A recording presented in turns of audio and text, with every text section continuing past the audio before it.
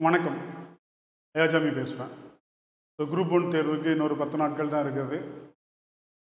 இப்போ இந்த நேரத்தில் நமக்கு ஒரு ரிவிஷன் டைம், நம்ம திருப்புதல், நம்ம என்னெல்லாம் படிச்சிருக்கோம் திருப்பி பார்க்கும்போது சில விஷயங்கள் மறந்துச்சுன்னா அதை நம்ம என்ன திரும்ப ரெயின்ஃபோர்ஸ் எப்படி நம்ம திரும்ப அதை மட்டும் போய் ஸ்பெசிஃபிக்காக ப்ரிப்பேர் பண்ணுறது அப்படிங்கிறதுல உங்களுக்கு ஏகப்பட்ட குழப்பம் இருக்கும். இப்போ உதாரணத்துக்கு எடுத்துக்கிட்டோம் அப்படின்னா, நார்மலாக நம்ம ப்ரிப்பேர் பண்ணக்கூடிய மெத்தட் என்னென்னா conventional reading. So conventional reading அப்படிங்கிறது வேறு ஒன்றும் கிடையாது. ஸோ நம்ம வழக்கமாக வழக்கம் போல் எஸ்சிஆர்டி புக்ஸ் எல்லாத்தையும் படிப்போம். அதுக்கப்புறம் ஸ்டாண்டர்டில் இருக்கக்கூடிய புக்கு, ரெஃபரன்ஸ் புக்கு, இல்லை நோட்ஸ் ஏதாவது ஒன்று படிப்போம். ஸோ இப்போ இதில் பார்க்கும்போது உங்களுக்கு என்ன தெரியும் அப்படின்னு சொல்லி பார்த்தீங்கன்னா, நீங்கள் வழக்கமாக படிச்சுட்டே வர்றீங்க. பட் கொஷின் பேப்பர் அப்படிங்கிறது இருக்கு இல்லையா? ஸோ கொஷின் பேப்பர் அப்படிங்கிறது நமக்கு அன்கன்வென்ஷனல் ரீடிங், அதாவது நம்ம வழக்கமாக படிக்கக்கூடிய முறையை தாண்டி ஸோ இன்னும் பெர்ஸ்பெக்டிவில் ரீட் பண்ணணும், இல்லை இந்த கோணத்தில் என்ன இந்த 5 இயர் பிளானிங் இருக்குது அப்படின்னா அதை அணுகணும் அப்படிங்கிறது. இப்போ உதாரணத்துக்கு எடுத்துக்கிட்டோம் அப்படின்னா, ஒரு 3-4 வருஷத்துக்கு முன்னாடி 5 இயர் பிளானிங்கை பொறுத்த வரைக்கும் என்ன யார் யார் எந்தெந்த தீம்னு தான் கேட்போம். ஸோ ஃபஸ்ட்டு 5 இயர் பிளானுடைய மாடல் என்ன, செகண்ட் 5 இயர் பிளானுடைய மாடல் என்ன அப்படிங்கிறது தான் கேள்வி இருந்துச்சு. இல்லை இந்த 4ஐயும் பொறுத்துக அப்படிங்கிறது தான் இருந்துச்சு. பட் இப்போ என்ன ஆகுது அப்படின்னு சொல்லி பார்த்தீங்கன்னா, இந்த 5 இயர் பிளான்ஸையே என்ன பண்ண சொல்கிறான் அப்படின்னா, 5 இயர் பிளான்ஸில் இருக்கக்கூடிய மாடல்ஸ் இருக்குல்ல, இந்த மாடல்ஸை நீ குரோனாலஜிக்கலாக அரேஞ்ச் பண்ணுன்னு சொல்கிறான். ஒன்று. இன்னொன்று, அதை சொன்னால் கூட பரவாயில்ல, அதை மட்டும் இல்லாமல் தீம் இருக்கு இல்லையா, இந்த சோஷியல் ஈக்குவாலிட்டி அப்படிங்கிறது எது, இந்த இன்க்ளூசிவ் க்ரோத் அப்படிங்கிறது எதில் இருக்குது. அப்போ என்னென்னா, அப்போ இந்த பெர்ஸ்பெக்டிவில் நமக்கு ரீட் பண்ணுறது அப்படிங்கிறது it's a previous year question paper. இன்னும் சொல்ல போனால் இந்த ஹைடன் ஏரியாஸ், ஒரு மறைவான ஒரு பகுதி அப்படின்னு நம்ம எடுத்துக்கிட்டோம் அப்படின்னா, இந்த பிஒய்க்கு பேஸ்டாக ப்ரிப்பேர் பண்ணக்கூடிய விஷயத்தில் நம்ம லேக் ஆகிருப்போம். So lag in the sense, நீங்கள் அதை பற்றி படிச்சிருப்பீங்க இல்லைன்னு சொல்லலை, ஆனால் அதை இந்த கோணத்தில் படிச்சிருக்கோமா அப்படிங்கிறது என்ன நமக்கு எல்லாத்துக்குமே ஒரு கேள்விக்குறி இருக்கும். ஸோ அந்த கேப்பை ஃபில் பண்ணுறதுக்காக ஸோ பிஒய்க்யூ பேஸில் என்ன இந்த இதை கொடுத்துருக்கேன். இதை நீங்கள் எப்படி யூட்டிலைஸ் பண்ணணும் அப்படிங்கிறத முதல் சொல்கிறேன். அப்புறம் ஒரு ஒரு ஒரு ஷார்ட் ரிவிஷன் மாதிரி என்னெல்லாம் அப்படிங்கிறத சொல்கிறேன். Right, okay. முதல்ல பார்த்தீங்கன்னா, இப்போ இந்த டாபிக் கொடுத்துருக்குறேன் இல்லையா. ஃபார் எக்ஸாம்பிள், இப்போ நம்ம என்ன கேரக்டரிஸ்டிக்ஸ் ஆஃப் இந்தியன் எக்கானமி அப்படிங்கிறது syllabus, nature of Indian economy அப்படிங்கிறது சிலபஸ் டாபிக்ஸில் இருக்குது. இப்போ மிக்சடு எக்கனாமி அப்படின்னு சொல்லும்போது நமக்கு என்ன எக்ஸாக்டாக என்ன அரசும் தனியார் துறையும் இணைந்து செயல்படுவது அப்படிங்கிறது ஒரு விஷயம். அப்போ அந்த பெர்ஸ்பெக்டிவில் என்ன நம்ம இது பண்ணணும். ஸோ இப்போ கூடுதலாக பார்க்கும்போது நம்ம எங்கேருந்து எடுத்துக்கிட்டோம்னா, ரஷ்யாவிலேருந்து என்ன இந்த விஷயத்தை கலப்பு பொருளாதாரத்தை என்ன எடுத்துக்கிட்டோம். ஸோ கேபிட்டலிஸ்ட், சோசியலிஸ்ட், அப்போ இன்னும் கொஞ்சம் கூடுதலாக நீங்கள் படிக்கக்கூடிய ஒரு விஷயம். இப்போ அடுத்து strength and weakness of the Indian எக்கானமின்னு எடுத்துக்கும் போது நம்ம எதையுமே படிச்சிருக்க மாட்டோம். அப்போது இதை எப்படி நம்ம உள்ளே எடுத்துக்கணும் அப்படின்னு பார்த்தீங்கன்னா, நீங்கள் ஸ்ட்ரென்த் அண்ட் வீக்னஸ் அப்படிங்கிறத எடுத்துக்கிட்டிங்கன்னா, சில டேர்ம்ஸ் அடிக்கடி நீங்கள் கேள்விப்பட்டிருப்பீங்க. ஜாப்லெஸ் க்ரோத், வேலையில்லா வளர்ச்சி, இந்திய பொருளாதாரம் அப்படித்தான் அது ஒரு விஷயம், சரியா. அதுக்கப்புறம் பார்த்தீங்கன்னா, இந்த ஜிக் எக்கனாமி அப்படிங்கக்கூடிய ஒரு விஷயம் என்ன வளர்ந்துக்கிட்டு இருக்கு. ஜிக் எக்கனாமி அப்படின்னா வேற ஒன்றும் கிடையாது, இந்த பிளாட்ஃபார்ம் பேஸ்ட் எக்கனாமி அப்படின்னு ஒன்று இருக்கு இல்லையா. ஃபார் எக்ஸாம்பிள், ஒரு ஆப் மூலமாக உங்களுக்கு வேலை கொடுத்து டெம்பரவரியாக இந்த சொமேட்டோ, ஸ்விக்கி, ஓலா, ஊபர் இவங்கெல்லாம் இருக்காங்க இல்லையா. ஸோ இந்த மாதிரியான விஷயத்தை என்ன நாம் எடுத்துக்கலாம். அப்போ இந்த இதில் பார்க்கணும். அப்போ இதுக்கு மேலே இன்னும் கொஞ்சம் போகணும் அப்படின்னு பார்த்தீங்கன்னா, இதெல்லாம் India the characteristics of developing economy, developed economy, under developed எக்கனாமின்னு படிச்சிருப்போம். அப்போது எதெல்லாம் இந்த கேரக்டரிஸ்டிக்ஸ் ஆஃப் அண்டர் டெவலப்டு எக்கனாமின்னு இருக்கோ அதெல்லாம் நம்ம என்ன எடுத்துக்கலாம், சரியா, வீக்னஸ்ன்னு எடுத்துக்கலாம். ஸ்ட்ரென்த் அப்படின்னு நீங்கள் எடுக்கும்போது பார்த்தீங்கன்னா, இப்போ கூட என்ன இந்தியா ஜிடிபியில் என்ன 4th ரேங்கில் உலகத்தில் இருக்குது. ஸோ அப்போ இது ஒரு விஷயம். அதுக்கப்புறம் நம்ம ஜிடிபி க்ரோத் அப்படிங்கிறது வளருது. ஹச்டிஐயில் இதிலெல்லாம் என்ன நாம் இம்ப்ரூவ் ஆகிருக்கோம்.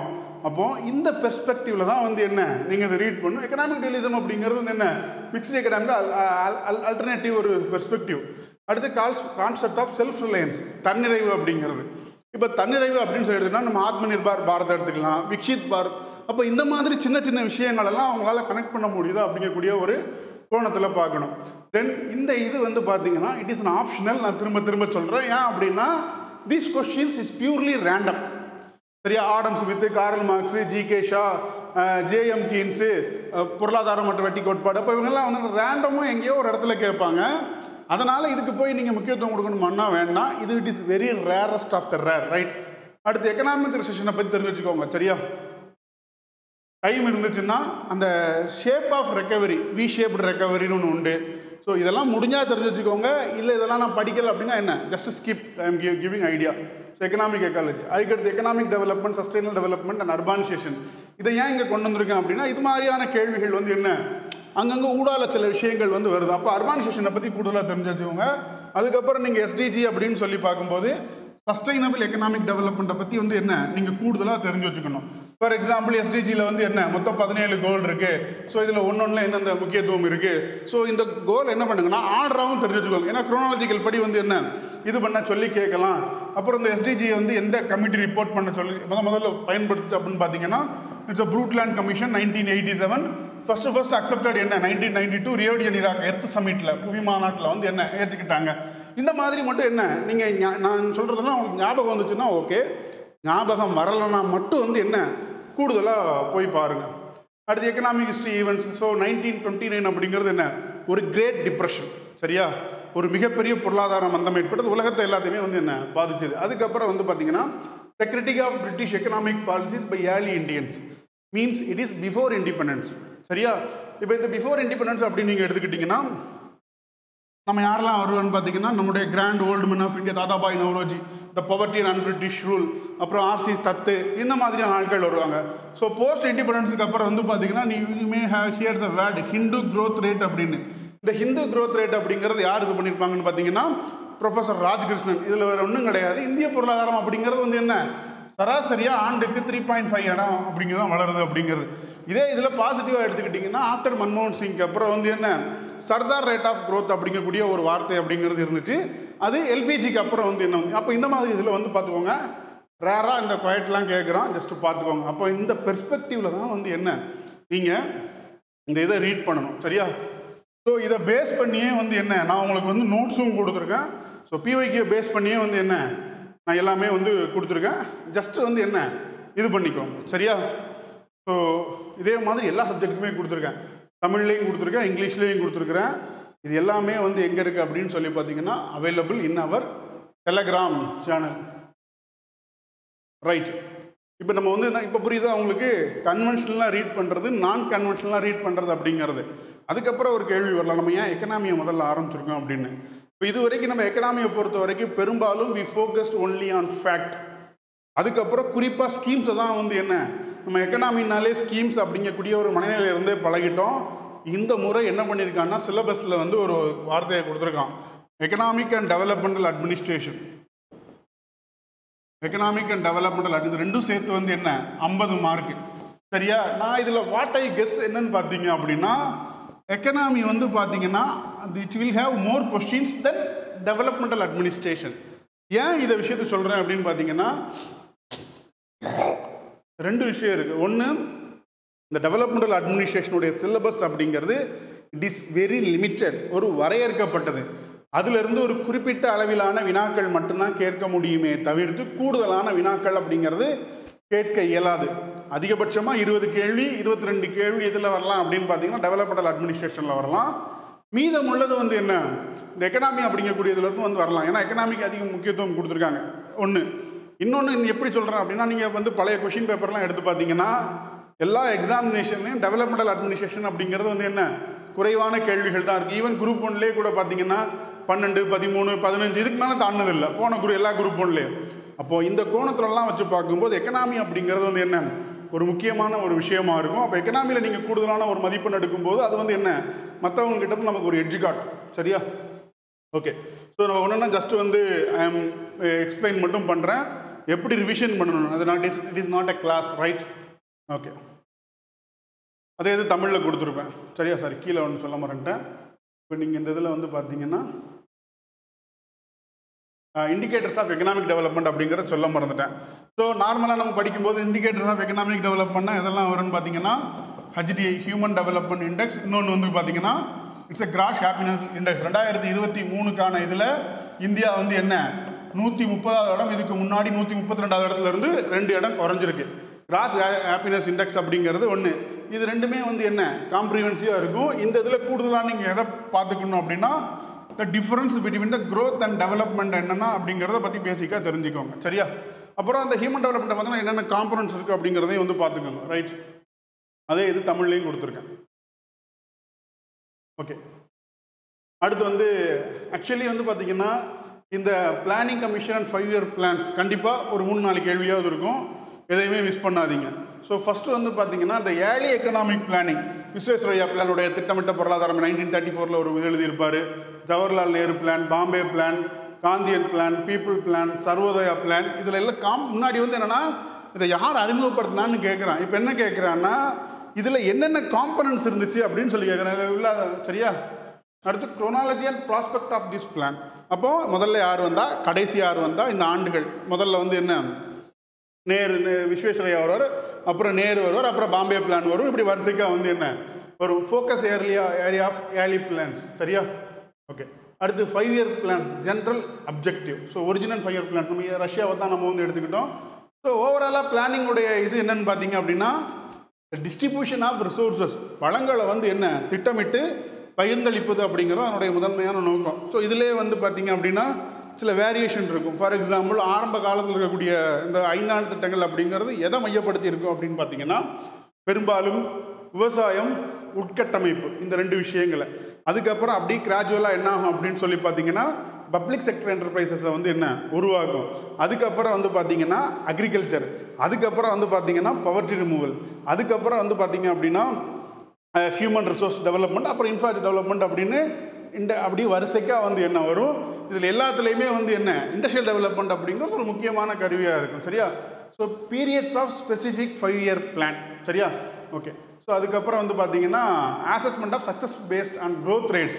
இதில் என்ன கேட்டிருந்தாங்கன்னா ஒரு கேள்வியில் ஒரு ஸ்டேட்மெண்ட் கொடுத்துட்டு இதில் எந்தெந்த இதெல்லாம் வந்து என்ன நிர்ணயிக்கப்பட்ட இலக்கெல்லாம் அது வந்து அடையவில்லைன்னு ஒரு கேள்வி கேட்டிருந்தான். ஸோ இந்த இடத்துல நீங்கள் மைனூட்டாக ஃபேக்சுவலையும் வந்து பார்க்கணும்.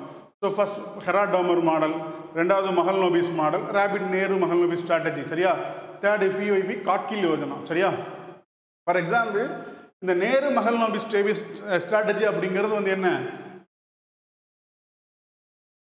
போத் இந்த சோஷியலிஸ்டிக் பேட்டர்ன் அப்படிங்கிறத வந்து என்ன இங்கே தான் கொண்டு வந்தாங்க.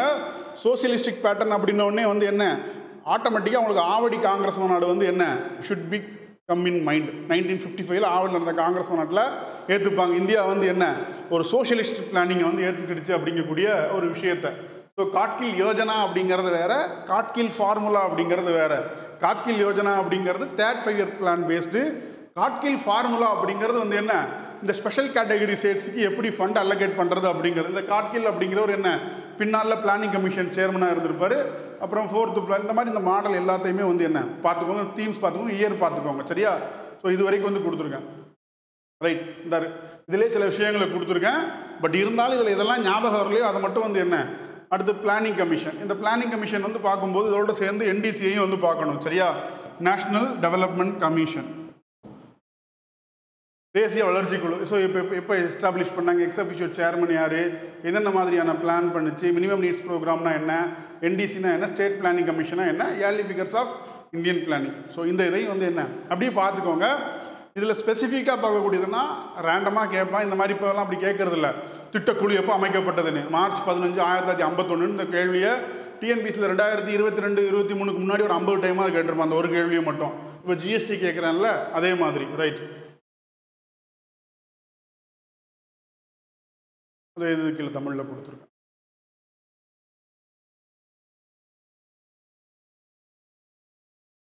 அடுத்து establishment replacement of planning commission. So அது எப்படி ரிப்ளேஸ்மெண்ட் பண்ணப்பட்டுச்சு, இப்போ அதனுடைய கவர்னிங் கவுன்சில் வந்து என்ன. ரீசெண்டாக கூட வந்து பார்த்தீங்க அப்படின்னா முதல்வர் வந்து என்ன 24th மேல வந்து டெல்லிக்கு வந்து போயிருக்காரு. பட் கொஷின்லாம் எடுத்திருப்பாங்க ஐ ஹோப், அதனால் அந்த கேள்வி வராது. பட் நிதி ஆயோக் வந்து என்ன அடிக்கடி செய்தியில் வர்றதுனால பார்த்துக்கோங்க. ஏன் இதில் வந்து பார்த்தீங்கன்னா 2 விஷயம். பிளானிங் கமிஷன் அப்படிங்கிறது என்ன டாப் டு பாட்டம், நிதி ஆயோக் அப்படிங்கிறது என்ன பாட்டம் டு டாப். அதுக்கப்புறம் இல்லை கோஆப்ரேட்டிவ் ஃபெடரலிசம், காம்படிட்டிவ் ஃபெடரலிசத்துக்குலாம் இது கிடையாது. பிளானிங் கமிஷனில் எதுவுமே கிடையாது. இந்த இதில் வந்து என்ன cooperative federalism, competitive federalism. Cooperative ஃபெடரலிசம்னா என்ன, எங்கெல்லாம் வந்து மத்திய அரசும் மாநில அரசும் இணைந்து செயல்படுகிறதோ அது கோஆப்ரேட்டிவ் ஃபெடரலிசம். காம்படிட்டிவ் ஃபெடரலிசம் அப்படிங்கிறது மாநிலமும் இணைந்து வளர்ச்சிக்காக எப்படி இது அதுக்காக தான் என்ன இந்த ஹெல்த் இண்டெக்ஸு, ஸ்கூல் இண்டெக்ஸ், இந்த மாதிரி விஷயங்கள், சஸ்டைன் டெவலப்மெண்ட் இண்டெக்ஸ்லாம் விடுறாங்க. அப்புறம் அதனுடைய அதுக்கப்புறம் வந்து பார்த்திங்கன்னா இந்த ஸ்ட்ரக்சர் வந்து ரொம்ப முக்கியம், ரைட்? அப்புறம் இப்போ பிளான், இந்த விக்ஷித் பாரத், அதுக்கப்புறம் பெர்ஸ்பெக்டிவ் பிளான், இதெல்லாம் பற்றி வந்து என்ன கேட்டுக்கோங்க, தெரிஞ்சு படிக்கலைன்னா வந்து என்ன படிச்சுக்கோங்க, சரியா? அப்புறம் இவங்க சில ஸ்கீம்ஸ்லாம் கொண்டு வந்திருப்பாங்க. ஸோ குறிப்பாக வந்து பார்த்தீங்கன்னா நித்தி ஆயோக் படி வந்து என்ன அஸ்பிரேஷனல் டிஸ்ட்ரிக்ட் ப்ரோக்ராம் கேள்விப்பட்டிருக்கீங்களா? முன்னேற துடிக்கும் மாவட்டங்கள். இது நித்தி ஆயோக்குடைய ஃப்ளாக்ஷிப் ஸ்கீம். ஸோ இதில் வெற்றி பெற்றதுக்காக சமீபத்தில் கூட வந்து என்ன விருதுநகர் மாவட்டம் வந்து என்ன 3 கோடி பணம் வாங்குச்சு, விருது வாங்குச்சு.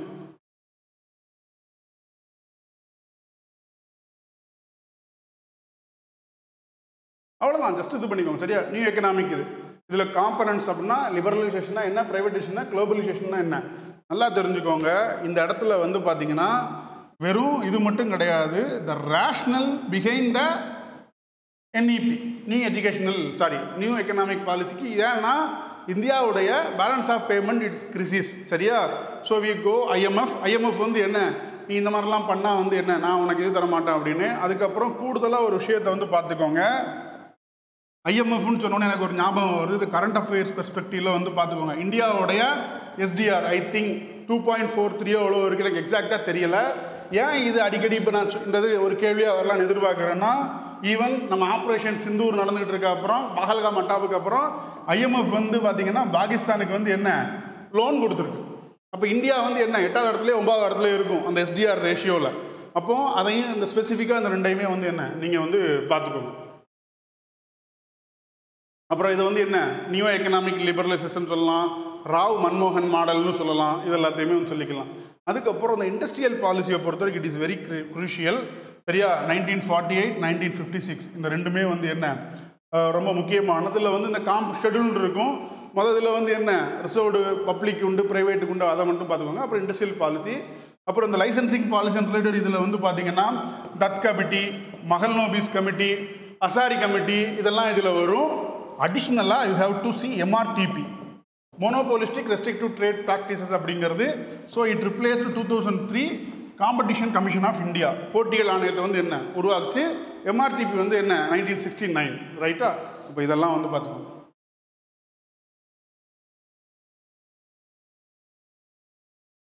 இதான் வந்து என்னன்னா அந்த இதுபடி சரியா. அடுத்து ரிசர்வ் பேங்க், இதில் இருந்து கேள்வியில் வருது.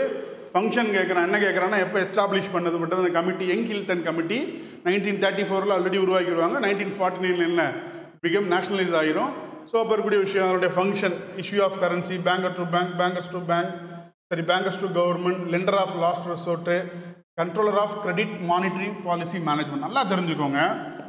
ஆக்சுவலி மானிட்டரி பாலிசி அப்படின்னாலே யார் தான் வருவான்னா ஆர்பிஐ மட்டும்தான் வரும், ரிசர்வ் பேங்க் மட்டும்தான் வரும். ஃபிஸ்கல் பாலிசினா மட்டும்தான் வந்து என்ன மத்திய அரசும் மாநில அரசும் வந்து வரும், சரியா? அவங்களுடைய ஃபங்க்ஷன் எல்லாத்தையும். அடுத்து repo rate, reverse repo rate சமீபத்தில் மாற்றிருக்காங்க, நான் கரண்ட் அஃபேர்ஸில் கொடுத்துருக்கேன், பார்த்துக்கோங்க, சரியா? Repo, reverse repo, cash reserve ratio, bank rate, cheap money policy, சரியா? இப்போ இதில் அடிஷ்னலாக நீங்கள் பார்த்துக்கக்கூடியது என்னன்னு பார்த்தீங்கன்னா, அது கேட்கலாம், கேட்காமலும் போகலாம். மணி சப்ளைன்னு ஒரு கான்செப்ட் உண்டு, சரியா?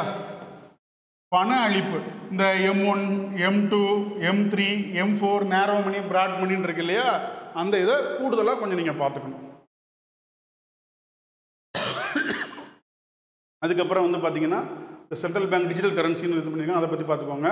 அடுத்து ஸ்வாப், பணப்பரிமாற்றம். இது மட்டும் இல்லாமல் சிலபஸில் வந்து பார்த்தீங்கன்னா உங்களுக்கு ஆர்பிஐ அண்ட் மானிட்டரி பாலிசின்னு மட்டும்தான் இருக்கும். ஆனால் கொஷினை பார்க்கும்போது வேரியஸ் ஃபினான்ஷியல் இன்ஸ்டிடியூஷனும் வரும், பேங்கிங்ஸும் வரும். ஸோ நபார்ட் பேங்க் எப்போ எஸ்டாப்ளிஷ் பண்ணப்பட்டது, ஆர்ஆர்பி எந்த கமிட்டி அடிப்படையில் வந்து என்ன, ஆர்ஆர்பினா ரீஜனல் ரூரல் பேங்க்ஸ், வட்டார வளர்ச்சி வங்கிகள் அப்படிங்கிறது. ஸோ அப்புறம் specialised financial institution, bank merger, land development banks, micro finance, Mudra, 10 years of Mudra, சரியா? அதனால் அடுத்து ஃபெமா அண்ட் ஃபெரா வந்து என்ன 73, FEMA 1999, MSME sector, constitutional division of subject, சரியா? ஸோ அப்போ என்னென்னா இந்த மாதிரி கொஞ்சம் கொஞ்சம் நீங்கள் நான் சொல்கிற விஷயங்கள் உங்களுக்கு ஞாபகம் வருதுன்னா நீங்கள் திரும்பி பார்க்க வேண்டியதில்லை. இல்லை நான் சொல்கிறதுல ஏதாவது புதுசாக இருக்குது, இதை பார்க்கும்போது ஏதாவது புதுசாக இருக்குது அப்படின்னா இது பண்ணிக்கலாம். அடுத்து fiscal policy. So ministry of finance, definition and role, objective, instrument, deficit financing, சரியா? இந்த இன்ஸ்ட்ருமெண்ட்ஸில் அவங்க என்னெல்லாம் பயன்படுத்துகிறாங்கிறத பார்த்தோம். அப்ஜெக்டிவ் வந்து கேள்வி கேட்பான், சரியா? அப்ஜெக்டிவை பொறுத்த வரைக்கும் இது வந்து என்ன, இந்த ஃபிஸ்கல் பாலிசி அப்படிங்கிறது வந்து எப்போவுமே வந்து என்ன, always focus on macro economic planning. பேரளவு திட்டமிடல் அப்படிங்கக்கூடியதில் தான் மேக்ரோ எக்கனாமிக்கை பேஸ் பண்ணி தான் இருக்கும். அதாவது வந்து employment, distribution of resources, inflation, இந்த மாதிரி மேக்ரோ எக்கனாமியை பேஸ் பண்ணி தான் இருக்கும். அதை வச்சு வந்து என்ன இது அடுத்து எஃப்ஆர்பிஎம் ஆக்ட். ஸோ 2003 அதுக்கப்புறம் என்கேசிங் கமிட்டி போட்டாங்க, அது ஒரு இது கொடுத்துருக்கும், அதெல்லாம் பார்த்துக்கோங்க சரியா. அடுத்து காம்பனண்ட் ஆஃப் பட்ஜெட்லேருந்து கேள்விகள், எதெல்லாம் டெவலப்மெண்டல் இதில் வரும், நான் டெவலப்மெண்ட்டில் வரும், எதெல்லாம் ரெவென்யூ ரிசிப்டில் வரும், இதெல்லாம் கேபிட்டல் ரிசிப்டில் இருக்குது. அப்புறம் டிஃப்ரெண்ட் டைப் ஆஃப் டெபிசிட்ஸ் இருக்குது. இந்த இதில் இது மட்டும் இல்லாமல் சில ஸ்பெசிஃபிக் ஃபேக்ட் அப்படிங்கிறது கேட்கலாம் சரியா. What are the specific fact அப்படின்னா, எது ஜீரோ பேஸ்டு பட்ஜெட் சரியா. அப்புறம் வந்து பெர்ஃபார்மன்ஸ் பேஸ்டு பட்ஜெட்னா என்ன, அது எந்த ஆண்டு அறிமுகப்படுத்தப்பட்டது, யார் அதிக முறை வந்து என்ன பட்ஜெட் இது பண்ணியிருக்கா அப்படிங்கக்கூடிய விஷயத்தெல்லாம் வந்து என்ன இது கேட்கலாம் சரியா. ஸோ இது அதுக்கப்புறம் இந்த ஃபின்டெக் அப்படிங்கிறது சமீபத்தில் ரொம்ப வளர்ச்சி அடைஞ்சு வருது. ஸோ அதை வந்து என்ன நீங்கள் கவனமாக பார்த்துக்கணும். இந்த ஃபின்டெக் அப்படிங்கிறது ஒன்றும் கிடையாது, இந்த UPI based technologies. For example PhonePe, GPay, IppoPay தமிழ்நாடோடைய பேஸ்டு ஒரு கம்பெனி அது. அது மட்டும் இல்லாமல் நிறையா இந்த பைன் லேப், நேற்று கூட வந்து ஃபினான்ஸ் மினிஸ்டர் அந்த கம்பெனிக்கு போயிருக்காங்க, பைன் லேப் அப்படிங்கக்கூடிய கம்பெனிக்கு. அதை பார்த்துக்கோங்க. ஐஎம்பிஎஸ்னால் என்ன, national payment corporation of India அப்படிங்கிறதையும் வந்து என்ன பார்த்துக்கோங்க. ஓகே, அடுத்து ஸோ ஃபினான்ஸ் கமிஷனை பொறுத்த வரைக்கும் வந்து பார்த்தீங்கன்னா சேர்மன் யாருன்னு கேட்குறான். அப்புறம் இதில் உள்ள சேர்மன்ஸை என்ன பண்ண சொல்கிறான் அப்படின்னு பார்த்தீங்கன்னா குரோனாலஜிக்கலாக கேட்குறான். அதுக்கப்புறம் இந்த இது இருக்குது பாருங்கள், அந்த ஸ்பெசிஃபிக் அப்ஜெக்டிவ் அதை வந்து கேட்குறான், ரெக்கமெண்டேஷனை கேட்குறான். ஸோ நமக்கு வந்து கடைசியாக உள்ளது வந்து என்ன 15வது இது, அதை மட்டும் வந்து என்ன திரும்ப திரும்ப பார்த்துக்கோங்க சரியா. இது வரைக்கும் 16 கமிஷன் அமைக்கப்பட்டிருக்கு. அப்புறம் ஜிஎஸ்டி இல்லாமல் கேள்வியே இருக்காது அப்படின்னு சொல்ல முடியாது, பட் கூடுமான வரைக்கும் இருக்கும், இல்லாமலும் இருக்கலாம் சரியா. ஃப்ரான்ஸில் தான் முதல்ல அறிமுகப்படுத்தியிருப்பாங்க, அதை கூட கொடுத்துருக்கேன். அப்புறம் Vijay Kelkar task force committee 2003 அவங்க தான் இது பண்ணியிருப்பாங்க. இதெல்லாம் நீங்கள் ட்ரெடிஷ்னலாக படிக்கிறது. இதில் வந்து பார்த்தீங்கன்னா இந்த முறை வந்து இந்த அந்த டிசிஷன் மேக்கிங் பாடி இருக்கு இல்லையா, ஜிஎஸ்டி கவுன்சில், இந்த ஜிஎஸ்டி கவுன்சிலோடைய ஸ்ட்ரக்சர் அண்ட் அதோடைய ஓட்டிங்கை வந்து என்ன ஸ்பெசிஃபிக்காக பார்த்துக்கோங்க. ஏன்னா சுப்ரீம் கோர்ட் வந்து என்ன சமீபத்தில் கொஞ்ச நாளைக்கு முன்னாடி கூட ஒரு ஜட்ஜ்மெண்ட் கொடுத்துருந்துச்சு, அதனால். அடுத்து அக்ரிகல்ச்சர் நிறையா கேள்வி வருங்க. So strategies for doubling of farmer income அப்படின்னா என்ன, அசோக் தால்வாய் கமிட்டி 2022 வந்து என்ன வேளாண் விவசாயியுடைய வருமானத்தை 2022 டபுள் ஆகும். நாங்கள் என்ன ஆச்சுன்னே தெரில சரியா. ஸோ முக்கியமான விஷயம் எக்கனாமியில் எப்படி கான்ட்ரிபியூஷன் பண்ணுது, அதுக்கப்புறம் technology, national aqua micro irrigation scheme, farm Agrisat, ஐசிஆருடைய இது, அதுக்கப்புறம் கிராப்ஸ் அண்டர் சரியா. நல்லா பார்த்துக்கோங்க, crop under, not under high yielding variety program, எதோடு இருக்கிறது, எதெல்லாம் அதில் இருக்கக்கூடிய இல்லாதது அப்படிங்கிறதையும் வந்து பார்த்துக்கணும். அப்புறம் ஒவ்வொரு கிராப்புக்கும் எவ்வளவு தண்ணீர் தேவைப்படும், இதெல்லாம் கேட்க ஆரம்பிச்சிட்டோம். அப்புறம் மல்டிபிள் ரெவல்யூஷன், அப்புறம் சுவாமிநாதன் கமிஷனை ஆட் பண்ணிக்கோங்க சரியா. ஸோ சுவாமிநாதன் கமிஷன், அதுக்கப்புறம் கூடுதலாக வந்து பார்த்தீங்கன்னா அக்ரிகல்ச்சர் ப்ரைஸ் பாலிசி அப்படின்னு நீங்கள் வரும்போது இதில் ரைட் எம்எஸ்பி இருக்குது, சொல்லலாம்னு நினச்சேன். ஆக்சுவலி எம்எஸ்பி இருக்குது சரியா.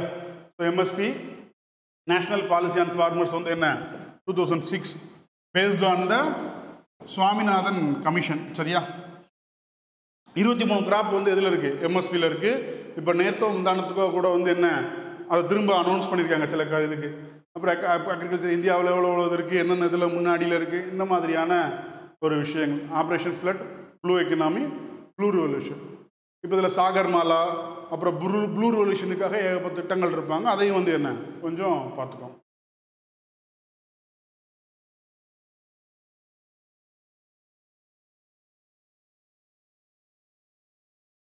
ஓகே, அடுத்து வந்து நம்ம நார்மலாக வந்து பார்க்கும்போது ஜிஎஸ்டியை மட்டும்தான் பார்ப்போம். ஜிஎஸ்டியை தாண்டியும் சில கேள்விகள் டேக்ஸில் கேட்குறான். டைரக்ட் டேக்ஸ், இன்டைரக்ட் டேக்ஸு, இது எதில் வரும், வராது, டேக்ஸ் இப்போ ஒழிக்கப்பட்டது, ப்ராக்ரெசிவ் டேக்ஸ்னால் என்ன, ரெக்ரெசிவ் டேக்ஸ்னால் என்ன, வளர்வீத வரி, குறைவீத வரி அப்படிங்கக்கூடிய ஒரு விஷயம். அதுக்கப்புறம் மத்திய அரசுக்கு எப்படி வருவாய் வருது, மாநில அரசுக்கு வந்து என்ன எப்படி வருவாய் வருது அப்படிங்கிறதையும் கேட்குறேன். அதையும் வந்து என்ன நீங்கள் வந்து பார்த்துக்கோங்க. அடுத்து பாப்புலேஷன். ஸோ பாப்புலேஷனை பொறுத்த வரைக்கும் வந்து பார்த்திங்கன்னா அஸ் ஆஃப் நவ் என்ன ஆயிடுச்சு அப்படின்னு சொல்லி பார்த்தீங்கன்னா பெரும்பாலான கேள்விகள் கேட்கப்படுவதில்லை.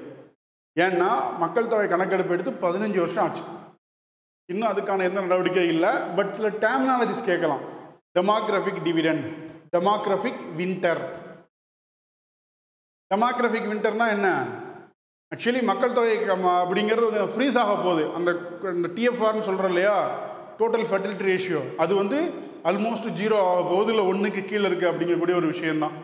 சரியா? அதுக்கப்புறம் டெமோக்ராஃபிக் டிரான்சிஷன் தியரியிலேருந்து வந்து என்ன கேட்கலாம், அதுக்கப்புறம் சில ஸ்பெசிஃபிக் ஃபேக்ட் கேட்கலாம். கிரேட் இயர் ஆஃப் டிவைடு அப்படிங்கிற மாதிரியான விஷயங்களை வச்சு கேட்கலாம்.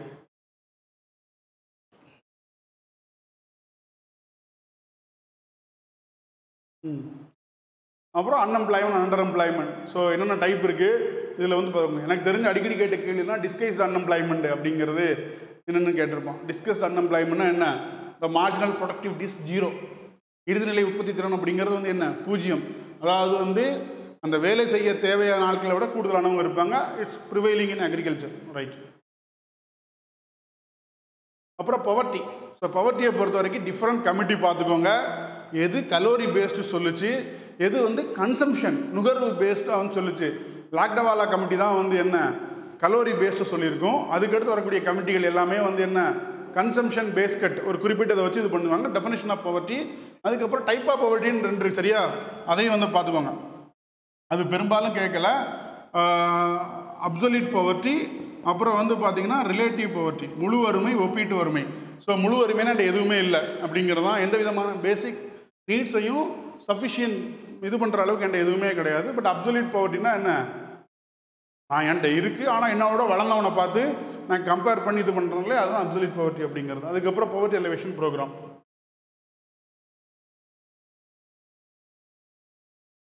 ஓகே, அடுத்து ஹியூமன் கேபிட்டல். எஜுகேஷன் பேஸ்டாக சிலதை கேட்கலாம், கமிட்டி கேட்கலாம். எனக்கு தெரிஞ்சு நியூ எஜுகேஷனல் பாலிசி வந்து என்ன கேட்கலாம்.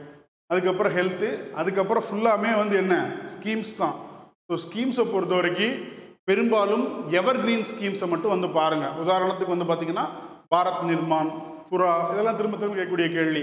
என்ஆர்இபி, நரேகா, ஸ்வர்ண ஜெயந்தி ரோஸ்கர் யோஜனா, ட்ரைசம், இதுதான் அடிக்கடி கேட்குறான். அதை மிஞ்சி போனால் சமீபத்தில் இருக்கக்கூடிய ஸ்கில் டெவலப்மெண்ட். ஆக்சுவலி வந்து பார்த்திங்கன்னா நிறைய ஆஸ்பிரன்ஸுக்கு இந்த ஸ்கீமில் இருக்கக்கூடிய அந்த ஒரு ஈர்ப்பு இருக்குது. அதனால் எல்லா ஸ்கீமையும் படிக்க நினைக்கிறாங்க. எல்லா ஸ்கீமையும் நீங்கள் படித்தாலும் உங்களால் வந்து என்ன யூ கெனாட் ரிட்டைன். எதெல்லாம் நியூஸில் இருக்கோ அதை மட்டும் வந்து என்ன பாருங்கள். சரியா? ஸோ ஜஸ்ட்டு வந்து என்ன இதெல்லாம் வந்து செக் அவுட் பண்ணிக்கோங்க. இந்த நோட்ஸு, சப்ஜெக்டிவ் நோட்ஸ் மட்டும் வந்து பார்த்தீங்க அப்படின்னா எங்கே இருக்குது அப்படின்னா it will be available in our Telegram channel. You can download. இதுக்கு மட்டும் கிடையாது, எல்லா சப்ஜெக்ட்டுக்குமே இருக்குது. ஸோ டெய்லி வந்து என்ன ஒரு சப்ஜெக்ட், அதாவது வந்து ப்ரையாரிட்டி சப்ஜெக்டை மட்டும் வந்து என்ன இது பண்ணுறேன். ஸோ இன்றைக்கி எக்கனாமிக் கொடுத்துருக்குறேன், நாளைக்கு மேபி பொலிட்டியோ யூனிட் 8ஓ தமிழ்நாடு ஹிஸ்ட்ரியோ கொடுப்பேன். ஜஸ்ட் என்ன பண்ணிக்கோங்க, அதை மட்டும் வந்து என்ன ஃபாலோ பண்ணிக்கோங்க. இது வேணால் டெலகிராம் லிங்க் இருக்குது, கீழே டவுன்லோட் பண்ணிக்கோங்க. சரியா? Okay, thank you.